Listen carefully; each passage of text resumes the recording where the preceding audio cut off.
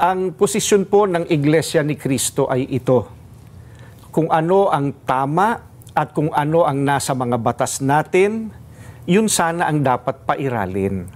Huwag po itong pilipitin para umayon sa nais ng sinuman. Hindi po sumasang-ayon ang Iglesia sa anumang hakbangin na hindi naaayon sa mga batas ng ating bansa. Sapagkat ang batas po ang salalayang nagpapanatili ng kaayusan sa ating bansa. Kapag ang batas ay binaliwala, ay nagbubunga ito ng kaguluhan, hidwaan at kawalang hustisya. Alam niyo po iyan.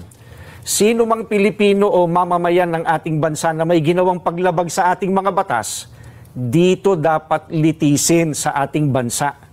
Bakit po? Sapagkat gumagana naman ang sistema ng ating hustisya. Hindi po natin sinasabing huwag litisin ang dating Pangulo sa mga iniaakusa laban sa kanya. Ang saganang amin po, nagtitiwala ang Iglesia ni Cristo sa integridad at kakayahan ng hudikatura para pagpasyahan ng ganitong bagay at usapin.